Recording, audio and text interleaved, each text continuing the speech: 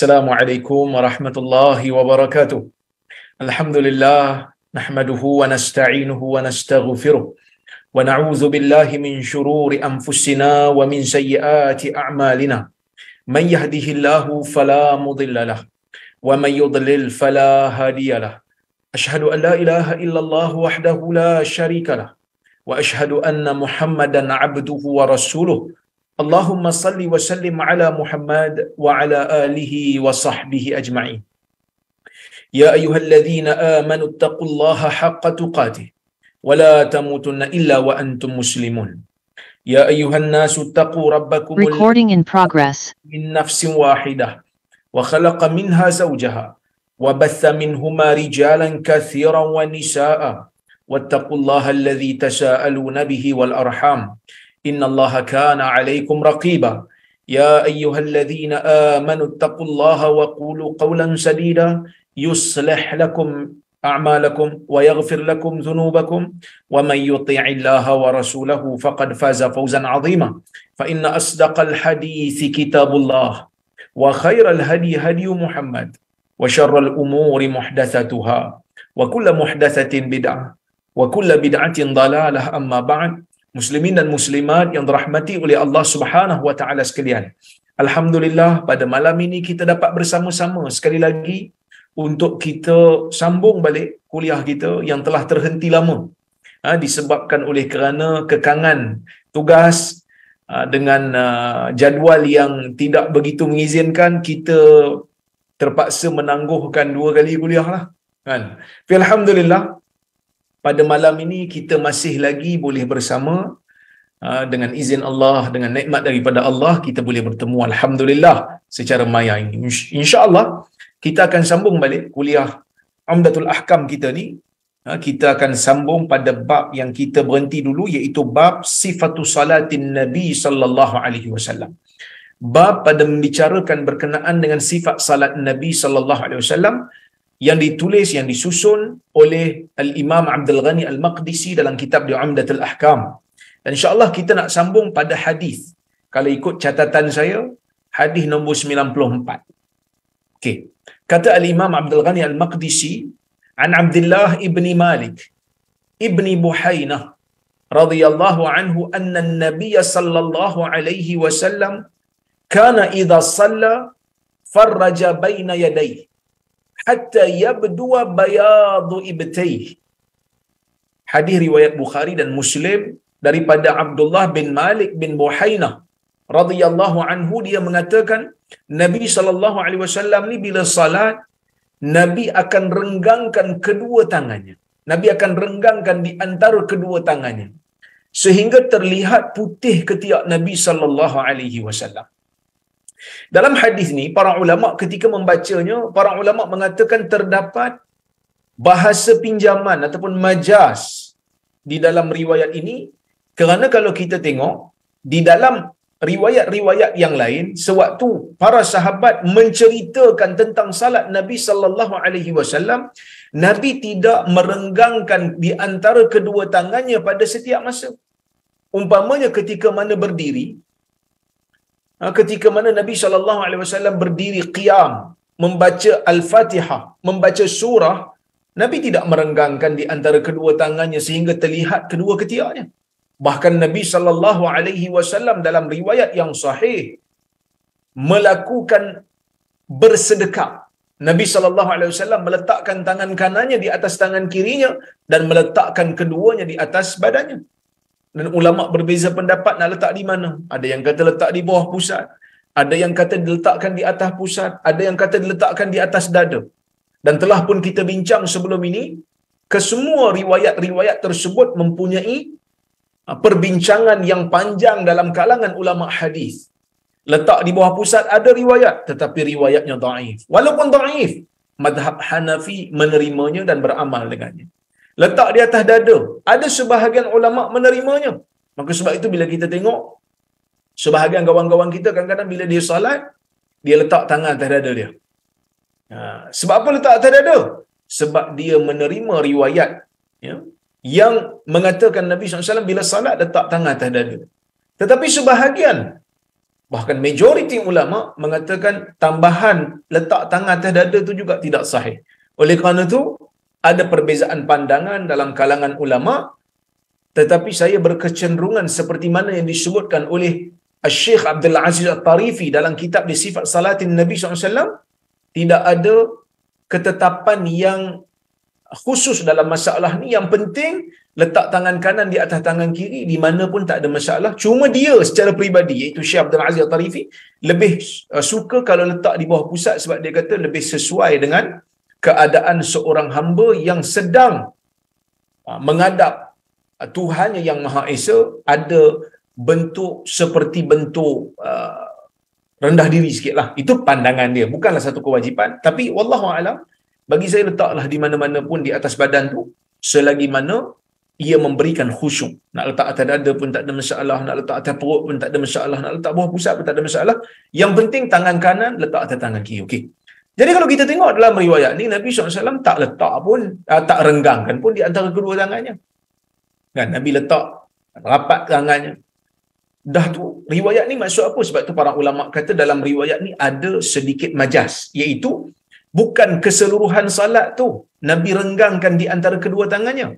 Tetapi kalau kita melihat kepada jalur-jalur yang ada, hadis ini bermaksud Nabi SAW ketika mana sujud. Ya, sehingga mana sujud, semasa sujud Nabi SAW akan renggangkan kedua tangannya daripada badannya sehingga terlihat kedua ketiaknya. Sebab itu Al-Imam Abdul Ghani Al-Maqdisi masukkan riwayat ni riwayat yang sahih, dan sebahagian fuqaha mengatakan bab ini dipanggil bab mujafatul mirfaqaini 'anil janbain. Bab merenggangkan dua siku daripada dua sisi badan. Sehingga terlihat dua orang kata apa, bahagian dalam dekat-dekat dengan ketiak ni. Para ulama mengatakan ini merupakan perkara yang sunnah, perkara sunat, perkara galakkan, dia bukan perkara rukun. Katalah ada seorang, dia salat, dia terlupa nak renggangkan tangannya daripada badannya, maka salatnya tetap dikira sebagai sah. Demikian yang disebutkan oleh Al-Imam Ibn Rajab Al-Hambali ketika dia mensyarahkan hadis ni dalam kitab dia Fathul Bari. Mungkin ada di kalangan kawan-kawan yang terkejut, Fathul Bari setahu saya ada dua orang je. Ada dua je. Satu karya Ibn Hajar, satu lagi ahli politik tu. Sahabat saya lah, Dr. Fathul Bari. Tapi sebenarnya Ibn Rajab pun ada satu kitab mensyarahkan Sahih Bukhari. Tajuk dia Fathul Bari juga. Cuma Allah Ta'ala takdirkan dia tak sempat nak syarah semua, dia meninggal dulu. Sebab tu dia kurang glamour sikit.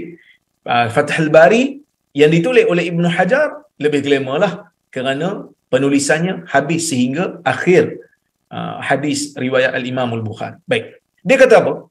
Dia kata wa fi istihbab at-tajafi fi as-sujud. Ahaditsu kathiratun lam yukharrij Bukhari minha ghaira hada. Dia kata dalam bab galakkan untuk merenggangkan tangan sewaktu sujud ada banyak hadis. Banyak hadis dalam bab ni. Lam yukharrij al-Bukhari minha ghaira hada. Tapi Bukhari tak keluarkan di dalam sahihnya, tak riwayatkan di dalam sahihnya riwayat-riwayat yang banyak tu, melainkan hadis ni saja. Kata Ibn Rajab, wal qawlu bi istihbabihi qawlu jumhuril ulama. Dan pandangan yang mengatakan merenggangkan kedua tangan ni daripada badan, kita renggangkan sedikit, yang mengatakan perbuatan ini adalah sunat ialah majoriti ulama. Wa zakara Tirmizi, sehingga al-Imam Tirmizi mengatakan annal amala indahum alaih. Maksudnya di sisi kebanyakan ulama mereka beramal dengan hadis ini. Wa hadha yush'iru bi annahu ijma'un minhum. Dan perkataan ini memberikan satu isyarat, memberikan kita satu perasaan, sesungguhnya ia adalah satu kesepakatan, ijma' daripada ulama. Walakin rawa Nafi' an Ibn Umar annahu kana idza sajada damma yadayhi ila jambayhi wa lam yufarrijhuma. Tetapi di sana ada riwayat daripada Nafi', daripada Ibn Umar, yang mana Ibn Umar apabila dia sujud, dia merapatkan kedua tangannya ke sisi badannya dan dia tak renggangkan. Wa rawa anhu ibnuhu Waqid bin Abdullah anna abahu kana yufarrij baina yadayhi. Tapi anak Ibnu Umar nama Waqid, dia meriwayatkan bapa dia kalau salat renggangkan di antara kedua tangannya. Wa rawa anhu Adam bin Ali annahu amara bidzalik. Ada juga anak murid yang lain mengatakan Ibnu Umar mengarahkan untuk direnggangkan. Tapi sepakat ulama mengatakan ia adalah sunnah. Cuma bila sebut sunat tu bukanlah, bila sunat dia macam kadang-kadang ada di kalangan kita bila sebut alah sunat tak buat pun tak apa. Bila sebut sunnah kita kena ada semangat untuk buatlah. Kan? Ya. Baik. Cuma mungkin ada di kalangan kita yang bertanya, kalau salat jemaah ustaz nak renggangkan juga ke? Jawapannya iyalah. Tapi kalau renggangkan tak ada ruang macam mana? Nak kena tolak orang sebelah. Di sini ada perbahasan.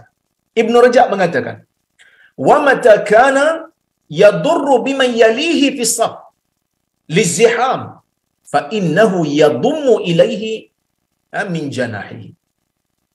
Dia mengatakan apabila renggangan itu dalam salat berjamaah, kalau renggangan itu memudaratkan orang yang berada di sebelah dia di dalam saf, liziham, mungkin kerana terlalu padat, tak ada ruang dah nak renggang, fa innahu yadummu ilaihi, maksudnya dia kena rapatkan tangan tu, kerana tidak mengganggu orang dalam salat itu lebih utama.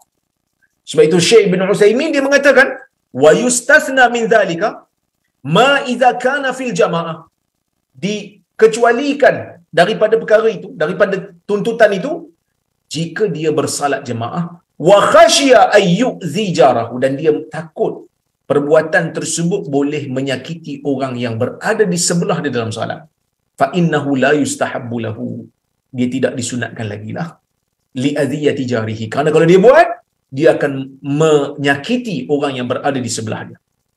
Wa dzalika li anna hadhihi al-mujafa sunnah, kerana merenggangkan itu sunat.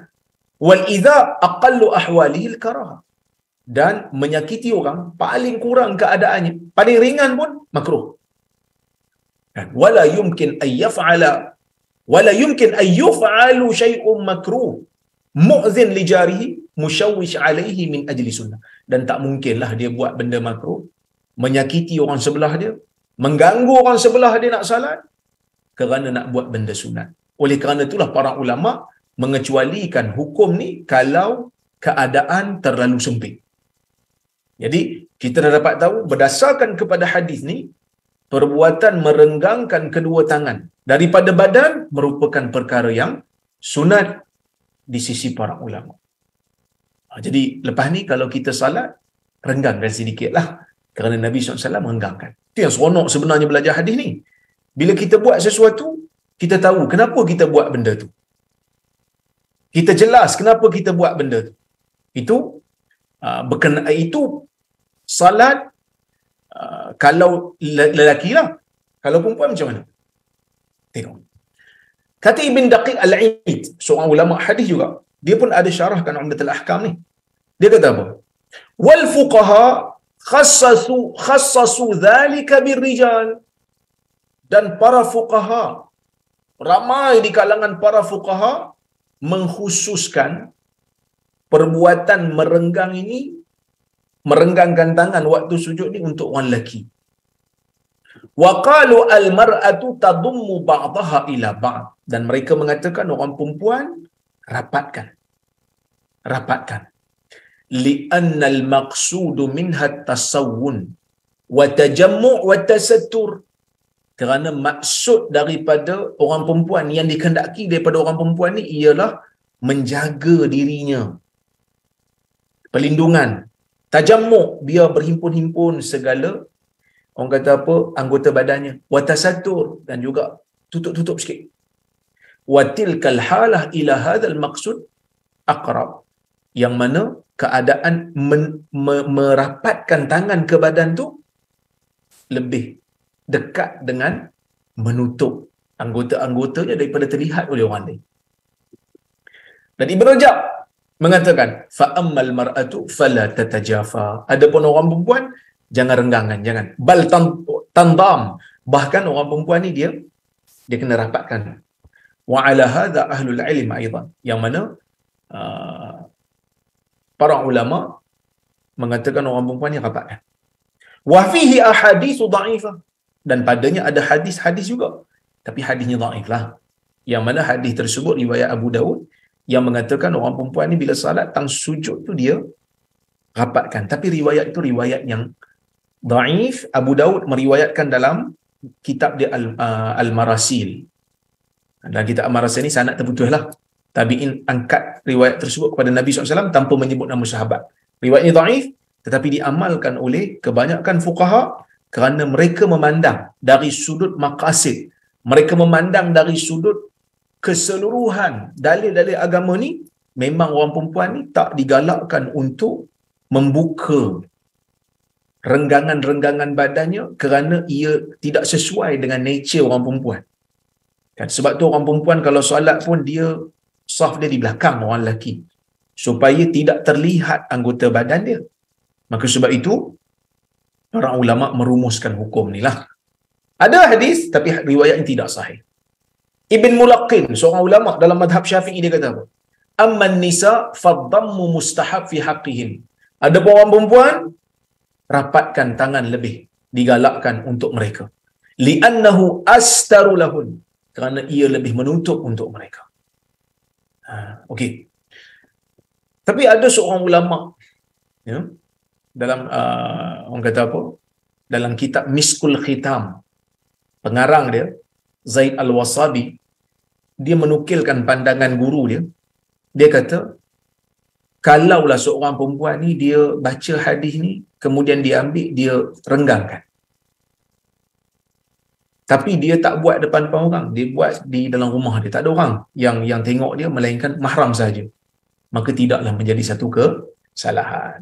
Ada ulama moden juga mengatakan dalam masalah ni laki dan perempuan tak ada beza, tetapi para ulama memandang kepada nature perempuan tu lebih untuk tutup anggota badan ni, jangan direnggang-renggang kerana ia tidak sesuai dengan tabiat wanita. Wallahu alam. Jadi ini perbahasan yang disebutkan oleh para ulama. Kita pergi kepada hadis yang berikutnya, hadis nombor 95. Kata Al-Imam Abdul Ghani Al-Maqdisi rahimahullah, an Abi Maslamata Sa'id ibn Yazid qala sa'altu Anas ibn Malik akana an-nabiy sallallahu alaihi wasallam yusalli fi na'lai? Qala na'am. Daripada Abi Maslamah Sa'id ibn Yazid, dia mengatakan, saya bertanya Anas bin Malik, untuk guru dia lah, Anas bin Malik yang merupakan sahabat Nabi sallallahu alaihi wasallam. Oleh kerana dia ni Anas bin Malik ni adalah sahabat Nabi dan khadam Nabi yang rapat dengan Nabi, dia tanya soalan ni. Dia kata, akana an-nabiy sallallahu alaihi wasallam yusalli fi na'lai? Pernah tak Nabi sallallahu alaihi wasallam ni mengamalkan perbuatan salat di dalam selipernya, salat di dalam sepatunya? Itu soalan dia. Dia nak tahu Nabi pernah tak waktu hidup Nabi salat, waktu salat tu Nabi pakai sepatu, Nabi pakai selipar, Nabi pakai capal. Menunjukkan capal Nabi ni dekat kaki lah. Ada sebahagian kita ni kadang-kadang capal dia pergi letak kat kepala, kan? Tapi sebenarnya yang kita memang menghormatilah kalau capal Nabi betul-betul, kita pun sayang tak? Kita pun nak tabaruk tak? Tapi lambang capal tu beza lah. Dia bukan capal betul, dia lambang kan? Qala na'am. Anas kata, ya. Anas kata, pernah. Nabi memang salat dalam capalnya. So Nabi masa salat tu Nabi tak buka lah. Hadis ni riwayat Bukhari dan Muslim. Okey, kita tengok apa perbahasan yang kita boleh ambil dalam bab ini. Pertama, para ulama berbahas tentang hukum salat memakai capal ataupun memakai kasut atau pakai selipar.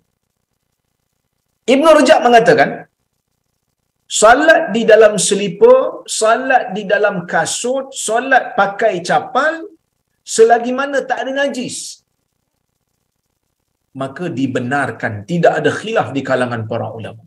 Dibenarkan. Cuma para ulama berbeza selepas itu, berbeza pandangan selepas itu, adakah salat di dalam sepatu, salat memakai sepatu ini sunat ataupun tidak? Yang tu khilaf. Okey, ada berapa pandangan dalam masalah ni? Ada dua pandangan. Pandangan yang pertama, mereka mengatakan salat memakai capal, solat memakai selipar adalah digalakkan. Kerana apa? Kerana Ibn Rajab kata hadis yang kita baca tadi ni menunjukkan bahawasanya kebiasaan Nabi sallallahu alaihi wasallam sewaktu Nabi salat ialah salat memakai capalnya, memakai seliparnya. Bahkan Ibn Rajab mengatakan ramai di kalangan salaf menunjukkan kalam-kalam para salafus salih menunjukkan salat di dalam capal, salat waktu pakai selipar lebih baik daripada salat tak pakai selipar. Sebab itu Ibn Mas'ud antaranya, kata Ibn Rajab, Ibn Mas'ud pernah membantah Abu Musa sewaktu dia nak salat, dia tanggalkan seliparnya. Ibn Mas'ud tak setuju. Sehingga Ibn Mas'ud siap kata lagi, Abil Wadil Muqaddasi anta, yang kau buka selipar ni, kau ni dekat Wadi Muqaddas ke? Wadi Muqaddas ni tempat Nabi Musa bertemu, berinteraksi dengan Allah Azza wa Jal, sehingga Allah Ta'ala suruh Nabi Musa buka seliparnya. Kau dekat tempat tu ke sampai kau nak buka selipar ni? Nak bagi tahu, orang kata apa, golongan salaf memang tak setuju orang yang nak salat pergi buka capal, pergi buka selipar. Ada sebahagian golongan salaf mengatakan sesiapa yang nak salat dia buka selipar dia, sedangkan selipar dia tak ada najis pun, ada yang menganggap benda tu adalah sesuatu perkara yang tak dibuat di zaman Nabi sallallahu alaihi wasallam. Kalau selipar tu bersih, salat je macam tu. Ya, baik. Itu pandangan yang pertama. Dalil mereka hadis yang kita baca tadi. Tapi hadis yang kita baca tadi tak kita kata tak kuat untuk mengatakan dia sunat, sebab Nabi buat saja. Kan Nabi buat je, Nabi tak suruh pun, Nabi buat. Sebab itu para ulama mereka bahas juga tentang isu orang kata apa isu perbuatan Nabi dengan perkataan Nabi ni mana lebih jelas. Ada khilaf di kalangan ulama usul fiqh. Tetapi pandangan yang tepat ialah pandangan yang mengatakan perkataan lebih jelas. Sebab perbuatan ni bila buat dia ada 3 kebarangkalian. Kalau Nabi buat je, kita boleh nampak ada salah satu daripada 3. Boleh jadi benda tu dituntut sama ada wajib atau sunat. Boleh jadi benda tu harus, boleh buat, tapi tak wajib, tak sunat. Boleh jadi benda tu khusus untuk Nabi. Tapi kalau Nabi suruh, daripada suruhan tu kita boleh faham. Wajib ke, sunat ke, harus ke. Tapi hadis yang kita baca tadi hanya menunjukkan perbuatan Nabi SAW. Anas kata Nabi salat dalam selipar, Nabi salat dalam capal baginda. Ada tak dalil lain yang mereka mengatakan pandangan pertama ni kata sunat? Ada. Ya. Iaitu hadis daripada Shaddad bin Aus dalam riwayat Abu Dawud, yang mana sanadnya dinilai hasan oleh sebahagian ulama, yang mana Nabi SAW menyebutkan khaliful yahud fa innahum la yusalluna fi ni'alihim wala khifafihim. Nabi kata berbezalah kamu dengan golongan Yahudi, kerana mereka ini tidak salat di dalam sepatu mereka dan mereka tidak salat di dalam khuf mereka, yakni stoking kulit mereka. Yang mana orang Yahudi apabila mereka nak salat mereka akan buka. Maka sebab itu Nabi sallallahu alaihi wasallam arahkan orang Islam untuk berbeza dengan golongan Yahudi. Kerana di peringkat-peringkat akhir hayat Nabi sallallahu alaihi wasallam memang Nabi ni nak berbeza dengan ahli kitab. Dia berbeza dengan hukum-hukum awal, yang mana awal Nabi SAW nak bagi sama. Sebab Nabi nak tarik golongan ahli kitab ni untuk terima Islam. Sebab itu kalau kita tengok Nabi SAW ketika sampai di Madinah, Nabi tengok orang Yahudi berpuasa Ashura, Nabi SAW puasa dan mengarahkan sahabat untuk puasa juga. Fasama wa amara an-nasa bisiyami. Nabi puasa dan Nabi mengarahkan sahabat untuk puasa Ashura. Sebab apa Nabi kata begitu? Nabi kata ana ahaqqu bi Musa minkum. Aku lebih berhak terhadap Musa berbanding kamu wahai Yahudi. Nabi nak bagi sama. Tapi di akhir-akhir sebelum Nabi wafat, ketika mana Islam itu sudah kukuh, ketika mana Islam itu sudah kuat, maka Nabi SAW menunjukkan hukum hakam yang nak perbezaan di antara ahli kitab dengan Islam. Maka sebab itu Nabi tak suka menyamai ahli kitab, dan di akhir hayat Nabi pun Nabi kata apa? La in baqitu ila qabilin la asumanna tasi. Kalau aku orang kata apa, hidup lagi pada masa akan datang, tahun depan aku akan berpuasa pada hari 9, iaitu pada hari Tashua. Sebab Nabi tak suka untuk sama dengan ahli kitab, tetapi Nabi tak sempatlah untuk puasa tu, tapi Nabi arahkan. Sebab itu para ulama kita kata kena puasa Tashua sekali ya. Okey. Baik. Dan di sana ada riwayat lain. Daripada Amr bin Shu'aib, daripada ayahnya, daripada datuknya, dia mengatakan, ini hadis Abu Dawud juga, sanad dia hasan, dia kata, ra'aitu Rasulullah sallallahu alaihi wasallam yusalli hafiya wa mutana'ila. Aku melihat Nabi SAW salat dalam keadaan tidak memakai selipar dan ada kalanya memakai selipar. Tapi riwayat ini juga tak kuat untuk kata ia adalah sunat. Sebab ditunjuk Nabi cuma salat kadang-kadang keadaan tu, kadang-kadang keadaan ni. Itu pandangan pertama lah, dia kata sunat pakai selipar. Pandangan kedua, mereka mengatakan buka selipar, buka kasut afdal daripada pakai. Pakai boleh, tapi buka afdal lagi. Sebab apa? Sebab mereka kata kalau buka, kaki tu, kulit kaki akan terus terkena tempat sujud tanpa ada halangan. Dan inilah pandangan dalam mazhab Asy-Syafi'i, dan inilah pandangan sebahagian ulama dalam mazhab Hanbali. Sebab itu Ibn Daqiq Al-Aid dia mengatakan apa? Dia kata wal hadis dalil ala jawazi salah fi ni'al. Dia kata hadis ni menjadi dalil yang membenarkan salat dalam selipar, memakai selipar. Wala yanbaghi ay yu'khadha minhu al-istihbab. Tapi tak boleh nak kata benda tu sunat. Tak boleh nak kata benda tu digalakkan. Li'anna dhalika la yadkhulu fil ma'na al-matlub min as-salah. Kerana benda tu bukan termasuk dalam perkara yang dikehendaki dalam salat. Jadi ada perbezaan pandangan di sini, ya. Ada dua pandangan, ada yang kata pakai selipar bagus, ada yang kata buka selipar bagus. Kan? Tapi dua-dua pandangan ni ada dalil masing-masing. Perbezaan pandangan tu bukan kerana mereka menolak hadis.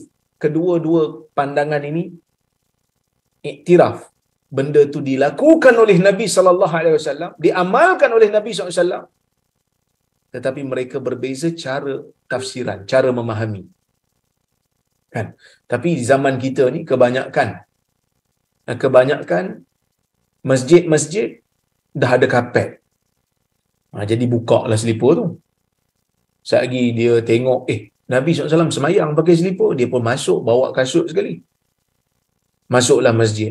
Ini kacau lah. Buka. Kenapa? Kerana tak sesuai dengan keadaan masjid kita. Masjid zaman dulu, masjid lantainya adalah tanah. Maka sebab itu ada perbezaan pandangan dalam masalah tersebut. Wallahu alam. Jadi zaman ni, bila ada surau, ada masjid yang ada selipar, yang ada kapet, bukalah selipar. Tapi kalau kita nak salat di luar umpamanya, kan, salat tu tak memerlukan kita untuk buka kasut pun. Salat di tepi jalan, salat di lantai pasar raya, dan selipar kita, kasut kita tak jelas ada najis di situ, kita tak tahu ada najis ke tidak, dia hukum asalnya adalah bersih, maka boleh salat. Tak perlu buka lah. Okey. Wallahu a'lam.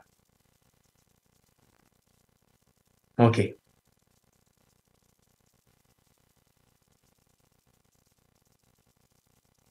Kenapa kena tengok dulu? Kerana Nabi SAW dalam satu riwayat ada pernah salat dengan para sahabat. Nabi menjadi imam. Ada waktu Nabi tengah salat, Nabi buang selipar. Bila Nabi buang selipar, Nabi buang, orang kata apa, dia punya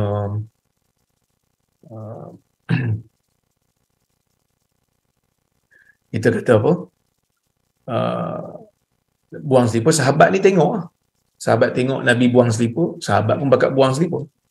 Lepas salat kan, Nabi SAW tengok selipar bergelimpangan lah. Kan, Nabi tengok selipar bergelimpangan. Lalu Nabi SAW tanya sahabat, kenapa buang selipar? Para sahabat kata, kami tengok Rasulullah buang selipar, kami pun buanglah selipar kami. Sahabat ni dia orang ikut Nabi kan. Sebab zaman tu zaman syariat masih lagi berjalan. Sahabat takut wahyu datang kat Nabi suruh buka selipar. Sahabat buka. Nabi kata, oh yang aku buka tadi tu kerana Jibril alaihi salam bagi tahu aku tadi dekat selipar aku ada qadiran, ada najis, maka sebab itu aku buka. Ya, sebab itu aku buka. Jadi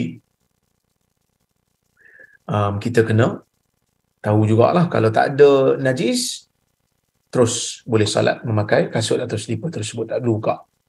Kan? Tapi kalau pakai selipar ataupun memakai kasut itu mengganggu pergerakan salat, bukalah. Kedua-duanya dibenarkan. Baik, kita masuk kepada riwayat yang berikutnya, hadis yang berikutnya, hadis nombor 96. Okay. Kata al-Imam Abdul Ghani Al-Maqdisi, an Abi Qatadah Al-Ansari radhiyallahu anhu anna Rasulullah sallallahu alaihi wasallam kana yusalli wa huwa hamilun Umamah binta Zainab binti Rasulillah sallallahu alaihi wasallam wa li Abil As ibn Rabi' ibn Abd Syams fa idza sajada wada'aha wa idza qama hamalaha. Hadis riwayat Bukhari dan Muslim. Maksudnya daripada Abu Qatadah Al-Ansari radhiyallahu anhu, sesungguhnya Rasulullah sallallahu alaihi wasallam pernah salat dalam keadaan dia mendukung Umamah binti Zainab binti Rasulullah sallallahu alaihi wasallam. Dia pernah dukung seorang budak nama dia Umamah binti Zainab, anak Nabi, cucu Nabi. Maksudnya Zainab tu anak Nabi. Anak Zainab cucu Nabi lah. Yang mana anak Zainab bersama dengan Abil As bin Rabi' bin Abd Syams. Apabila Nabi nak sujud, Nabi letakkan budak tersebut. Bila Nabi bangun, Nabi dukung semula. Ya, baik. Yang mana kita kena tahulah Umamah ni memang anak kepada Zainab dan anak kepada Abul As. Okey. Kita tengok apa hukum yang kita boleh ambil daripada hadis ini. Baik.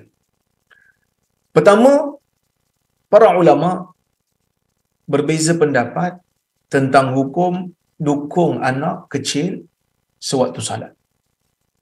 Ada dua pandangan.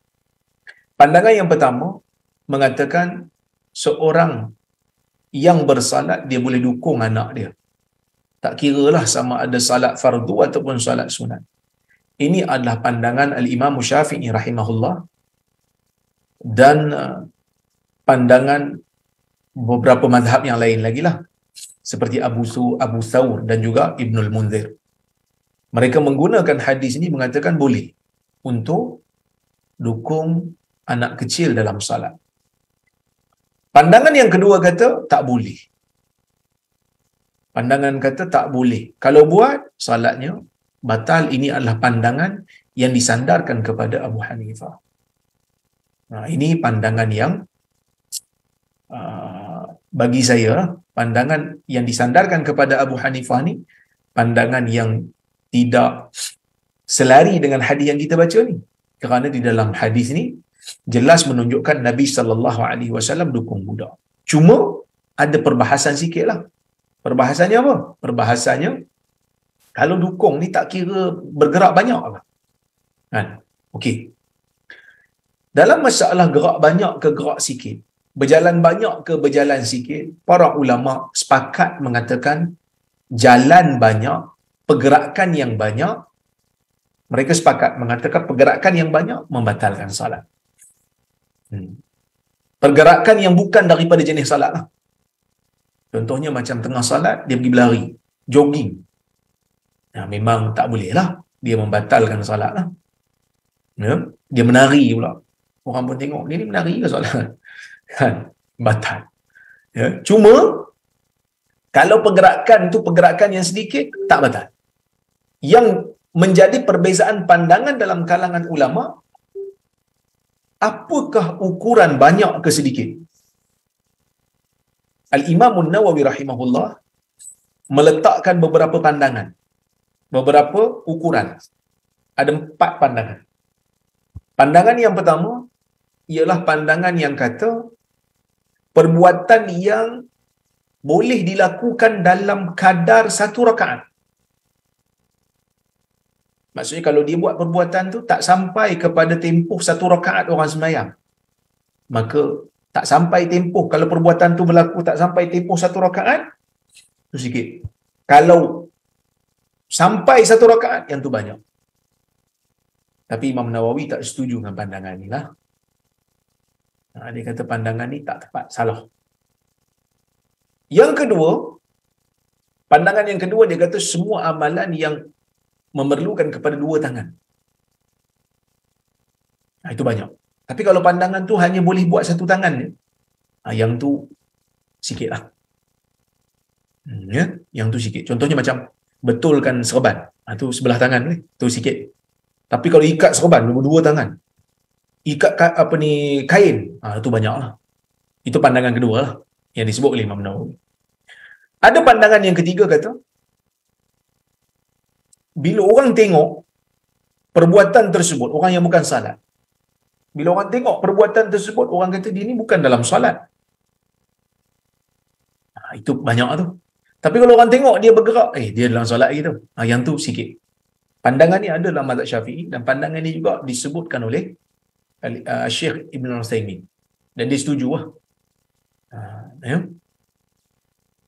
Okey.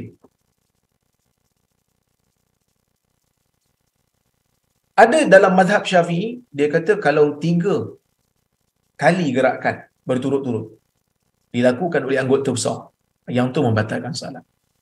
Tetapi dalam mazhab Hanbali, mereka mengatakan, ya, majoriti ulama mengatakan banyak atau sedikit terpulang kepada uruf.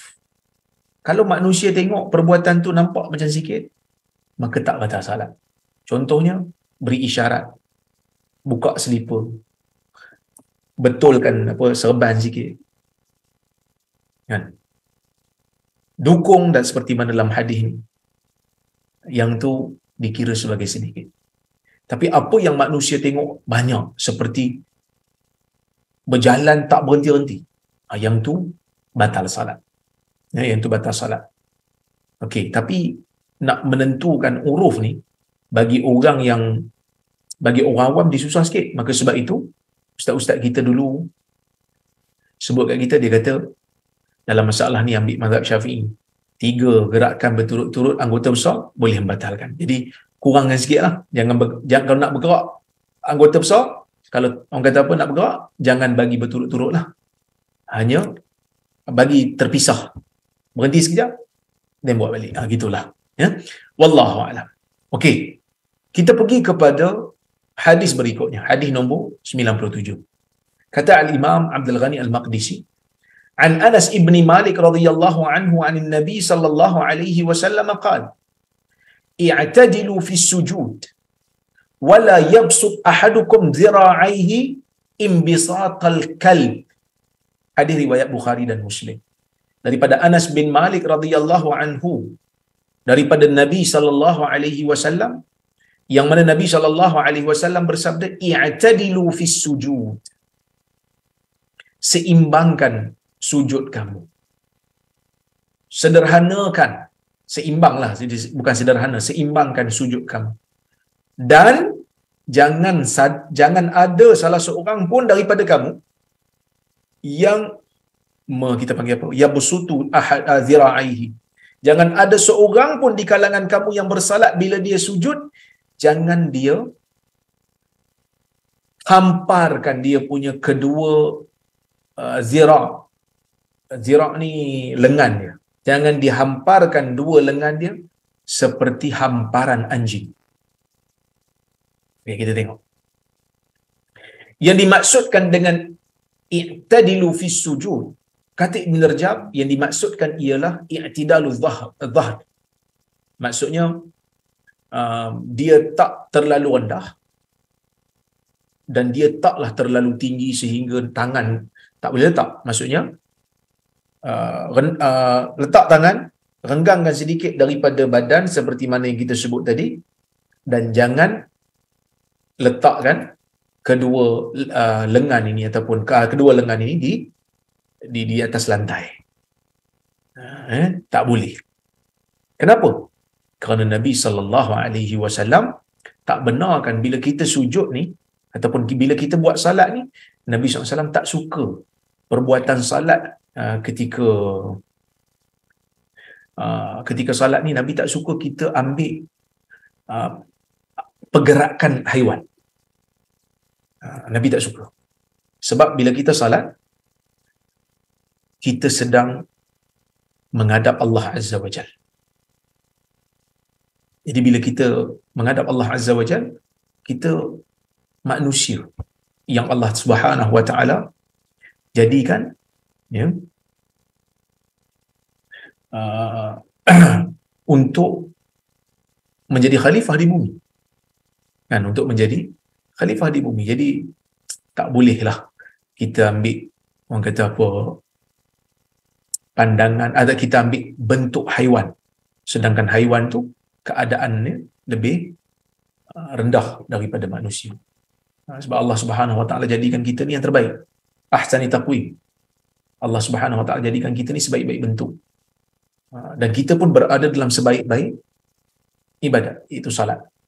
Kerana salat ni datang selepas daripada syahadah. Lepas daripada syahadah. Okey.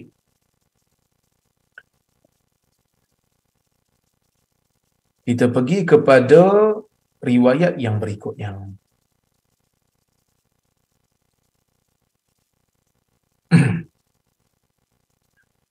Bab yang baru. Bab wujubit tama'ninah fi ruku'i was sujud. Bab wajibnya tama'ninah dalam rukuk dan sujud. Baik.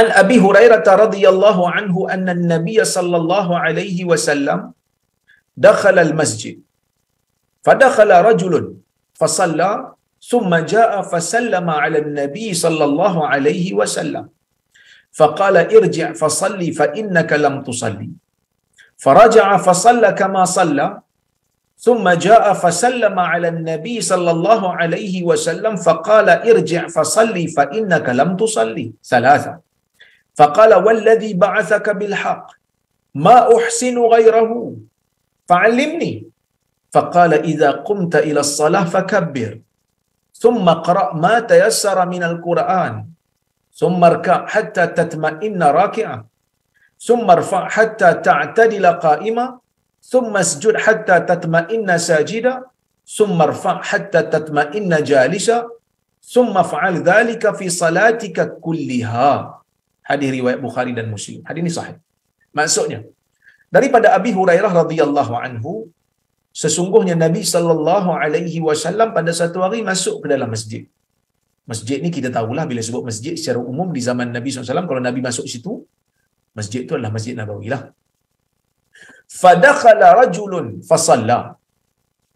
Maka Nabi SAW bila dia masuk ke dalam masjid, dia tengok ada seorang lelaki sedang salat. Masuklah masjid juga, salat. Summa jaa fasallama 'ala Nabi SAW. Lepas tu lepas dia salat, dia datang kepada Nabi SAW, dia bagi salam kat Nabi. Lalu Nabi kata apa kat dia?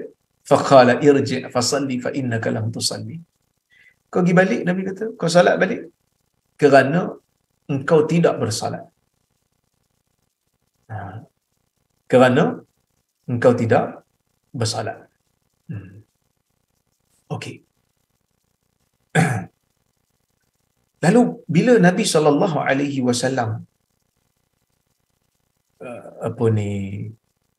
suruh dia salat, dia pun dah Nabi suruh kan, dia patah balik. Faraja'a, dia pun patah balik. Fasalla kama salla, dia salat macam mana dia salat tadi kan. Nabi suruh dia patah balik. Nabi kata kau tak salat. Patutnya bila dia patah balik tu, dia buatlah lain sikit. Tapi para sahabat ni dia macam tu lah. Dia tak pandai reka sendiri ibadat. Sebab salat ni ambil pada Nabi SAW. Jadi dia pun solat seperti mana yang dia tahulah. Tapi sahabat ni tak disebut nama dia, tak penting pun untuk kita tahu. Tapi nak bagi tahu dia mungkin ada sikit silap maklumat yang dia dapat agaknya, menyebabkan salat dia tu tak sah. Bila Nabi suruh patah balik, dia salat. Nabi suruh dia salat balik, dia pun balik, dia salat balik. Tapi dia salat sama macam dia salat tadi. Maksudnya itulah ilmu dia tentang salat, begitulah dia tak pandai yang lain. Summa jaa fasallama ala Nabi sallallahu alaihi wasallam. Kemudian dia datang kepada Nabi SAW, dia bagi salam sekali lagi kat Nabi. Nabi kata apa kat dia? Faqala irji' fasalli fa innaka lam tusalli. Pergi balik, kau solat balik. Kau tak solat tadi ni. Benda tu berlaku 3 kali. So, 3 kali dia datang kat Nabi, 3 kali Nabi suruh dia solat balik. Sehinggalah kali ketiga tu, dia kata kat Nabi SAW, dia kata, wallazi ba'athaka bilhaq, demi Tuhan yang mengutuskan kau dengan kebenaran, wahai Rasulullah, ma uhsinu ghairahu, aku tak pandai cara lain dalam salat ni, yang ni lah yang aku tahunya, aku tak pandai yang lain. Fa'alim ni, ajarkan aku, kan? Ajarkan aku. Kenapa? Kerana dia ni kurang maklumat. Tolong ajar saya Rasulullah, cara macam mana yang saya solat dengan betul. Pertamanya, sahabat ni dia, daripada hadis ni kita boleh belajar lah bagaimana sahabat ni taat kepada Nabi SAW. Nabi suruh dia ulang balik, dia ulang balik, kan? Dia tak kata, ya Rasulullah, apa ni nak ulang-ulang ni, suka tengok benda kecil-kecil. Saya ni paling tidak saya solat juga tu, kat luar tu ramai lagi orang munafik, orang musyrik, lagi tak solat langsung. Dia tak cakap macam tu lah. Kerana apa? Kerana sahabat ni dia tahu, bila Nabi tegur, adalah kebaikan pada teguran tu. Kita pun sama juga. Kalau orang tegur kita buat benda yang tak betul, dan kalau teguran tu betul, kita terima. Kita tak boleh, tak perlulah cakap, ayolah tegur aku, tu orang lain lagi teruk. Orang lain lagi teruk tidak menyebabkan kesilapan kita terus jadi betul. Tak, kesilapan adalah kesilapan. Besar ke kecil ke, silap adalah silap. Dah kenapa tak tegur orang lain? Orang lain tu dia mungkin tak nampak. Mungkin dia dah tegur kita yang tak tahu. Kan? Tapi kita kadang tak boleh langsung kena tegur. Ini bahaya. Bila tak boleh kena tegur ni, timbang kita ada sedikit perasaan takabur. Kita tahu dah orang yang tegur kita tu memberi teguran dengan tepat pada sasaran. Dia bagi tahu tu betul-betul dah tu. Tapi kita tak boleh terima. Kenapa tak boleh terima? Kadang-kadang disebabkan oleh kerana takabur kita. Oleh sifat takabur. Jadi sebab itu kita kena banyak muhasabah lah. Saya pun sama, kita semua sama. Kena ikut resam sahabat Nabi sallallahu alaihi wasallam. Nabi suruh ulang, dia ulang. Dia tak pernah kata, ya Rasulullah, orang lain ramai kita tak solat. Dan Nabi nampak kita, Nabi tegurlah kita. Sama juga orang tegur kita, orang nampak kita, orang tegurlah kita. Teguran ni bukan satu benda yang tak bagus. Teguran ni benda yang bagus. Sebab tu dalam Quran, Allah Subhanahu Wa Taala tunjuk kepada kita satu peristiwa yang diabadikan sehingga sekarang, iaitu Abasa wa Tawalla. Kisah siapa tu? Kisah Nabi SAW dengan seorang sahabat yang buta, Abdullah bin Ummi Maktum. Nabi bermasam muka dan Nabi berpaling. Bila tu? Bila Abdullah bin Ummi Maktum datang kepada Nabi SAW, mengatakan kepada Nabi, ya Rasulullah, alimni ma'allamakallah. Ya Rasulullah, ajar saya apa yang Allah Subhanahu Wa Taala ajar. Dia nak belajar tentang agama. Kan? Jadi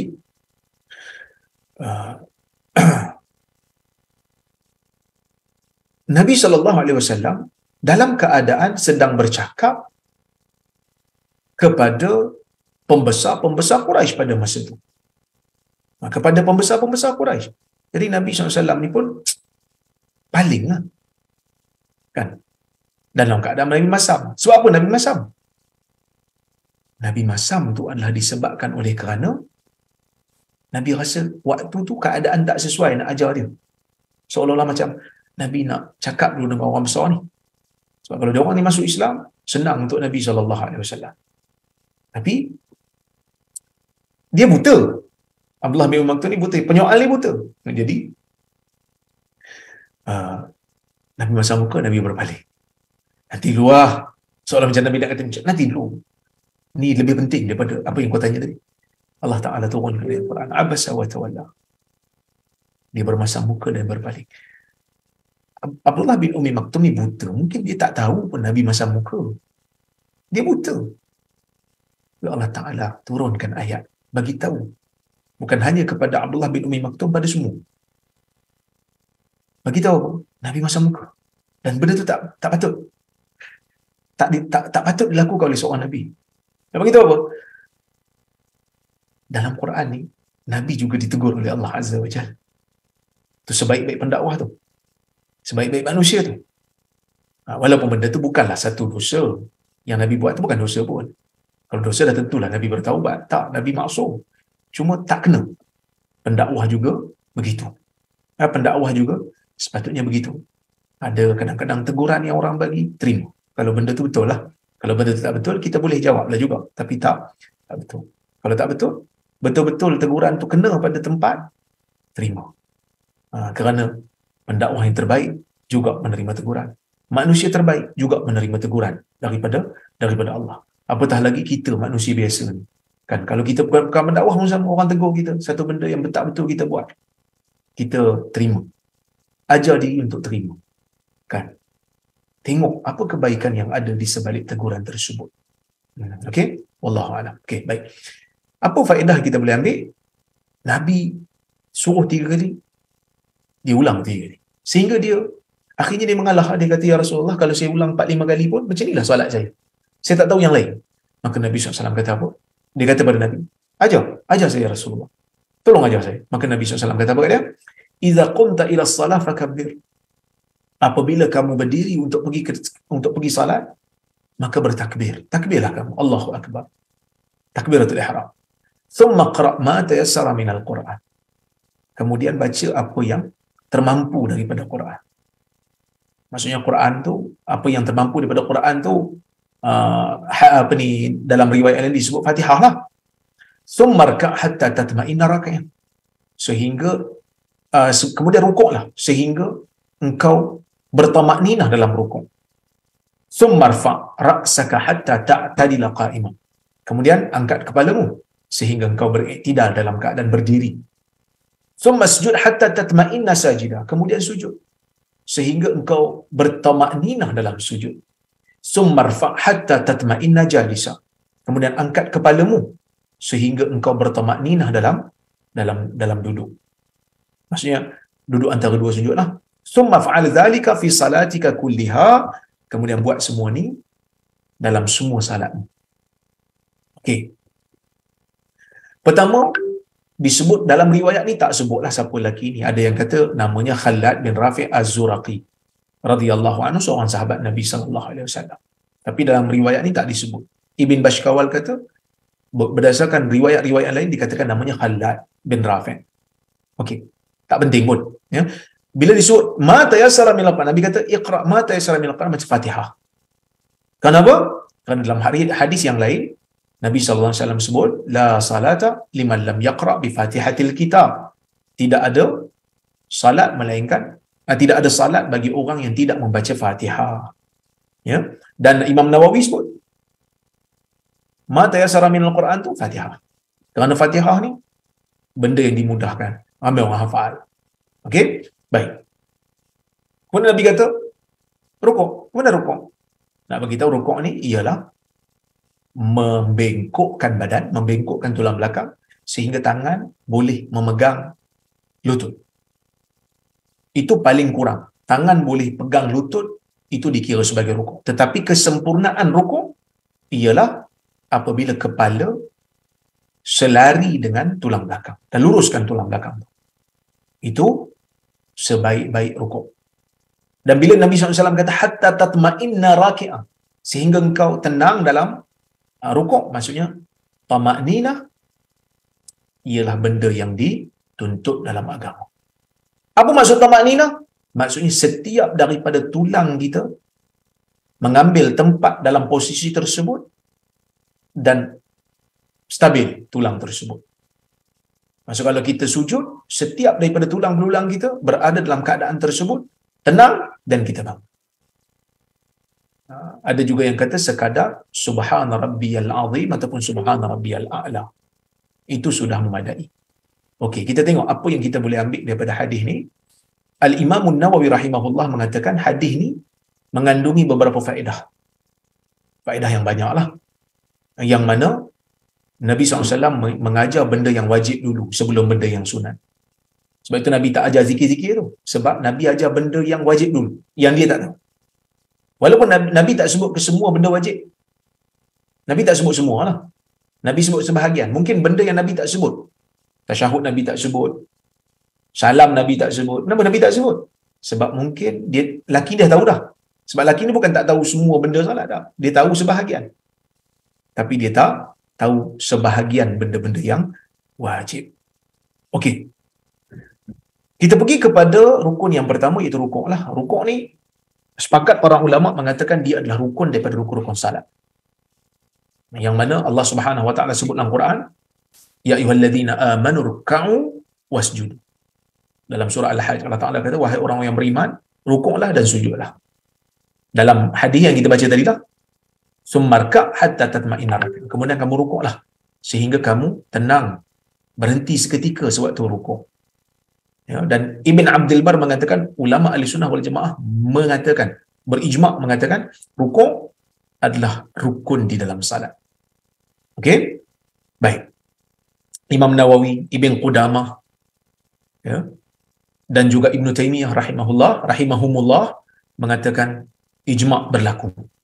Bukan Ibn Abdul Bar saja, Ibn Qudamah juga menyebutkan ijma', Al-Imam Nawawi juga menyebutkan ijma', Ibn Taymiyah juga menyebutkan ijma'. Rukuk adalah rukun di dalam salat. Dan kadar yang paling minima saya sebut tadi, kadar yang paling minima ialah sekadar menyentuh lutut. Tapi yang sempurna apabila kepala selari dengan tulang belakang. Jadi tuan-tuan dan puan-puan rahmati Allah sekalian, insya-Allah saya kira cukuplah sekadar tu untuk malam ni. Kita berhenti di sini dulu. Kita sambung pada kuliah yang akan datang insya-Allah.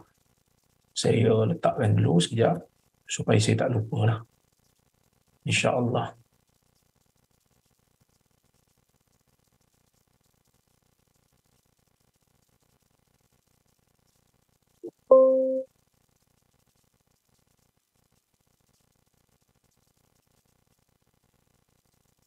Okey.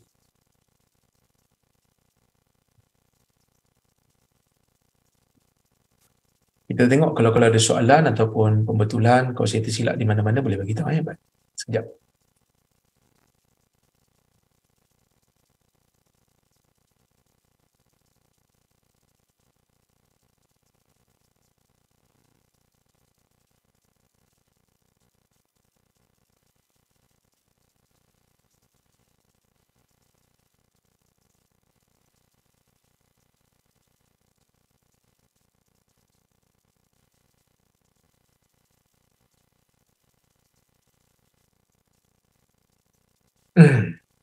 Mana tadi?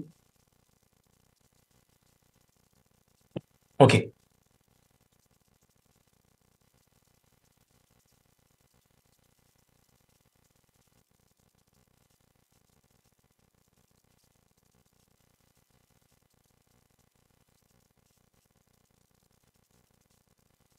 Assalamualaikum, Waalaikumsalam. Betul ke ada hadis Nabi SAW buka pintu untuk isteri semasa salat? Yang ni memang ada hadis. Sekejap, saya kongsikan dengan semua supaya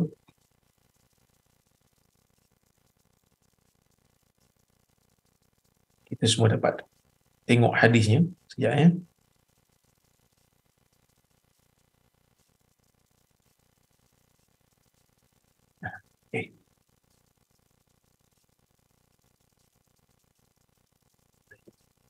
Okay. Ni hadisnya. Hadisnya riwayat Abu Daud. Okey, siapa yang nampak Ni riwayat Abu Daud. Yang mana dalam hadis ni Abu Daud kata Imam Ahmad dan Musaddad meriwayatkan daripada Bishr bin Mufaddal, daripada Burd, daripada Zuhri, daripada Urwah bin Zubair, daripada Aisyah. Di mana Aisyah kata Nabi SAW pada satu hari salat dan pintu tertutup, tertutuplah, terkunci lah, ya, tertutup. Faji'tu fastahtahtu. Aisyah kata saya datang, saya minta tolong untuk buka. Maka Nabi SAW kata Aisyah, Nabi pun berjalan ke pintu, Nabi buka pintu. Kemudian Nabi kembali ke tempat salatnya. Tapi yang ni lah, tapi dalam riwayat ni sebut pintu tersebut ke arah kiblat. Kalau pintu ke belakang tak boleh lah. Kita dalam salat kita tak boleh membelakangkan kiblat. Kita kena menghadap kiblat. Jadi perbuatan tu dikira sebagai perbuatan yang sedikit lah. Dan hadis ni adalah hadis yang sahih.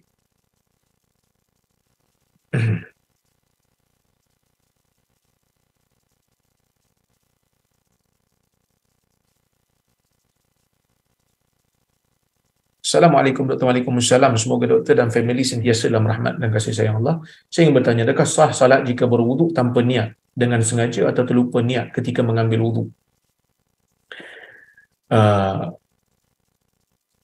Nabi SAW menyebutkan, innamal a'malu binniyat wa innama likulli imri'in ma nawa. Sesungguhnya setiap amalan itu dengan niat. Maksudnya niat itu membezakan di antara ibadat dengan bukan ibadat. Tapi bila kita sebut terlupa niat, saya pun peliklah juga macam mana dia boleh masuk ke dalam bilik air, kemudian ambil basuh muka, basuh tangan, sapu kepala, basuh kaki, sapu telinga sekali dan basuh kaki. Tiba-tiba dia kata dia tak ada niat. Itu macam peliklah sikit, kerana kebanyakan perbuatan kita ni memang ada tujuan. Kalau yang dimaksudkan itu ialah lafaz niat, nawaitu al-wudu contohnya, dia tak sebut pada lidah, tapi dalam jiwanya dah ada. Kalau orang tutup paip, dia akan kata, kenapa aku tutup? Kau buat apa ni? Aku nak ambil wudu. Maksudnya walaupun dia tak sebut, dalam jiwanya dah ada dah. Jadi kalau yang dimaksudkan tu lafaz niat ni memang sebahagian ulama menganjurkannya, tetapi sebahagian ulama mengatakan tidak dianjurkan lafaz niat waktu wuduk ni. Yang sebenarnya yang dituntut, yang menjadi satu kewajipan ialah apa yang ada dalam jiwa kita, tujuan kita. Bila kita ambil wuduk tu, kita tahu kita nak buat apa, kita nak mengangkat hadas, maka sudah pun diterima. Sudah pun diterima. Ini pendapat majoriti ulama lah. Tetapi ada dalam mazhab Hanafi pandangan yang mengatakan dalam wuduk ni sunat aja niat. Tapi saya nak kata sangat-sangat sukar untuk kita jumpa orang yang masuk dalam bilik air ataupun pergi dekat paip, tiba ambil basuh semua anggota wuduk, tiba-tiba tak ada niat. Itu pelik sangatlah. Pelik sangat. Baik. Wallahu a'lam.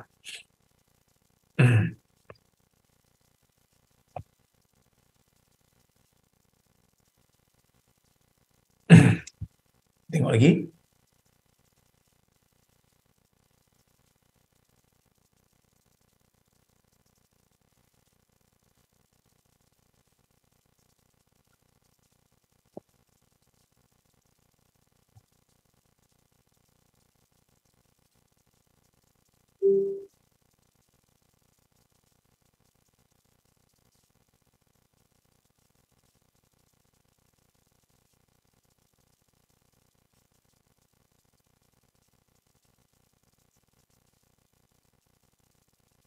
Banyak soalan ni.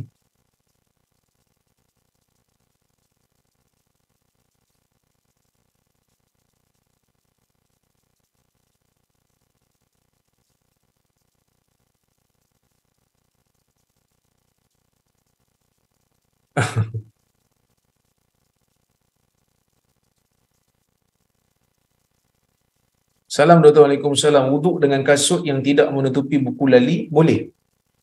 Memakai khuf dengan menutup buku lali antara syarat.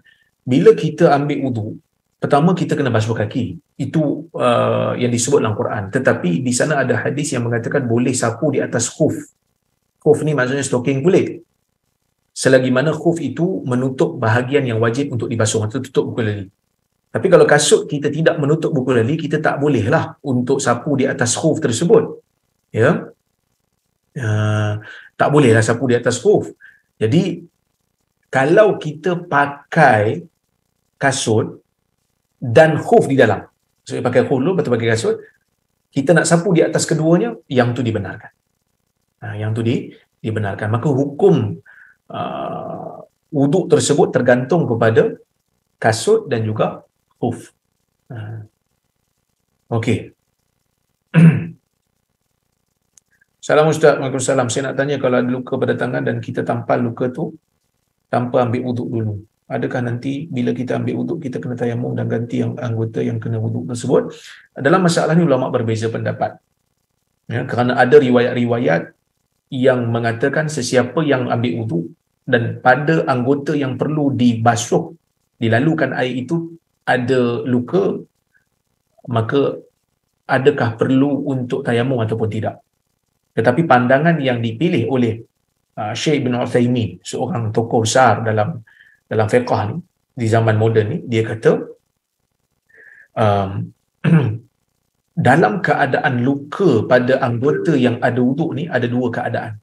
Sama ada luka tersebut terbuka ataupun dibalut.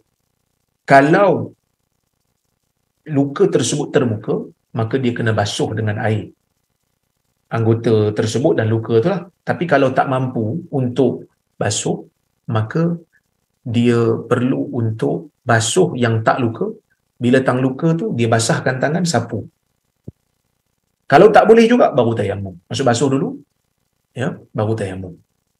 Kalau luka tu orang kata apa, tertutup, maksudnya ada, kita plaster lah, maka basuh anggota yang luka tu seperti mana wuduk biasa, dan sapu, ambil air, basahkan tangan, sapu di atas kawasan yang luka tu. Kalau tak mampu juga, sapu di atas tangan, bahagian yang tertutup tu, tak mampu sapu, sakit sangat contohnya, walaupun dah ditutup, basuh, kemudian pergi kepada tayamum. Ini yang disebutkan oleh Syekh Ibn Uthaymin dalam pandangan dia. Wallahu ta'ala a'lamu bis-shawab. Okey. Lagi satu Ustaz, saya tengok perlis duduk iftirash untuk solat subuh dan solat-solat yang 2 rakaat. Mana dalil lebih tepat untuk solat 2 rakaat? Duduk iftirash ke duduk tawarruk? Ada khilaf di kalangan para ulama dan saya telah huraikan dalam kuliah-kuliah sebelum ini. Memang kalau ikut Hanbali, mereka duduk iftirash bagi solat 2 rakaat.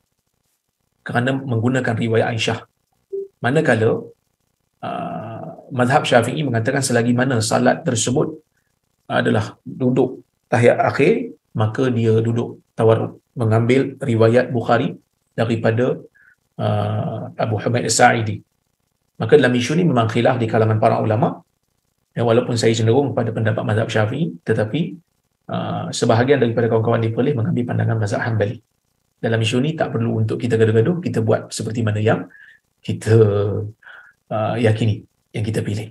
Wallahu a'lam. Okey tuan-tuan, minta maaf itu je soalan yang saya boleh jawab sebab saya ada program lain pula lepas ni. InsyaAllah kita jumpa lagi selepas daripada ini. Saya mohon maaf. Cuma sahabat nama Gunawan ditanya pasal soalan. Saya terlupa tu pasal soalan hadis yang ditanya tu. Nanti boleh tak bagi soalan tersebut pada Kak Lim? Nanti saya cari dulu dalam kitab. Saya tak sempat nak copy paste matan hadis, teks hadis tu. Saya minta maaf sangat-sangat. InsyaAllah kita jumpa di lain kali.